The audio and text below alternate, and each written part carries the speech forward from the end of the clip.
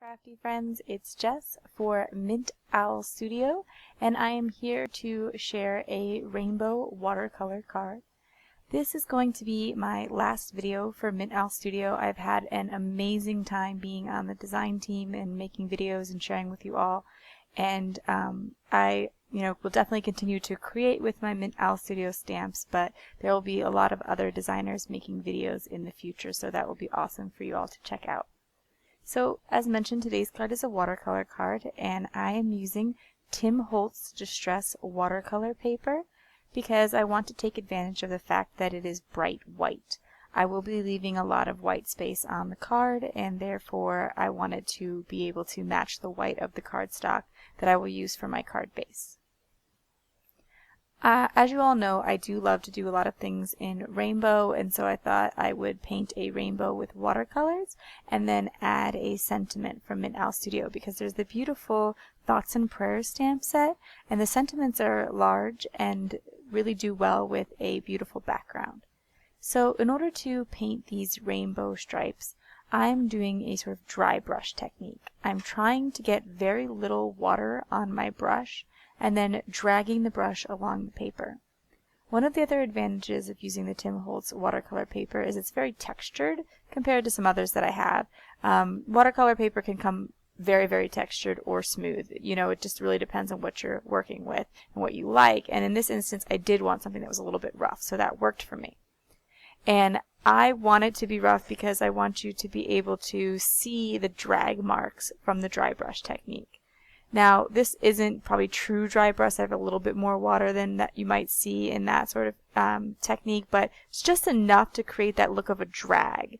And when I started the card, I did not think I would be painting a rainbow all the way across it, but you kind of change and evolve as you do the card. I don't always have these 100% planned out ahead of time. But after I drag one color stripe down in a way that I find interesting and I continue to layer the colors till I like the brightness of it, generally making a little bit more bright towards the top and sort of fading away to emphasize those brush strokes at the bottom.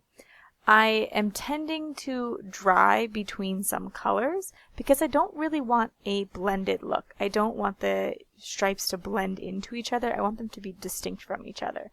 And so if you are good at controlling your brush and you're not going to touch the other colors because you're very careful, then that's great. If you're worried that you might accidentally touch the color next to it, you might want to dry your stripes, and so then they'll be less likely to mix.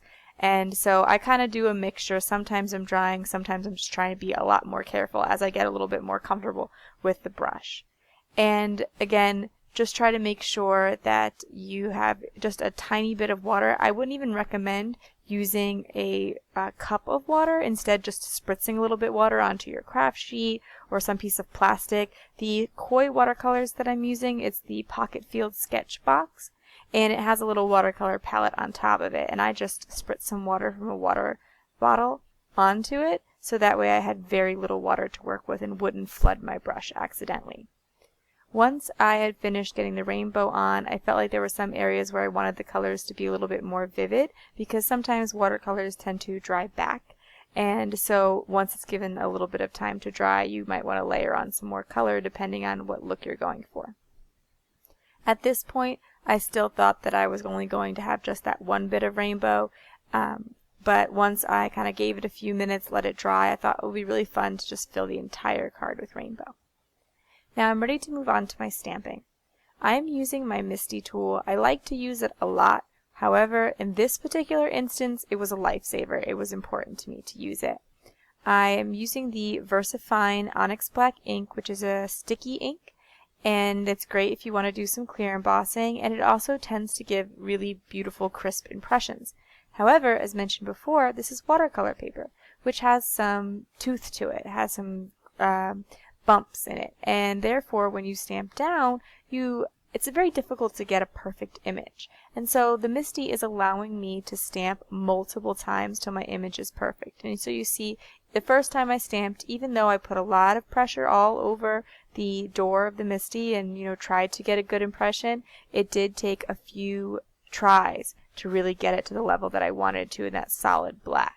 And so I would suggest, if you are stamping on watercolor paper, to use a thicker sticky ink like the VersaFine, but also to use some kind of stamp positioning tool, such as the Misty or I think they just call it a stamp positioner. And people used to use a lot with rubber stamps or the stamp press. All of those things kind of guarantee a better impression. And so once I had the sentiment down there, I thought about maybe adding one of the other sentiments from the rainbow themed set, but I decided to keep it really clean and simple and make it a card that would really brighten someone's day if they were going through a rough time. And I backed it on some black cardstock and then onto my card base because the black tends to really make the rainbow pop. If you like this video, please give it a thumbs up. If you're interested in more crafting tutorials featuring Mint Owl Studio stamps, be sure to subscribe to this YouTube channel. And thanks for watching. Bye.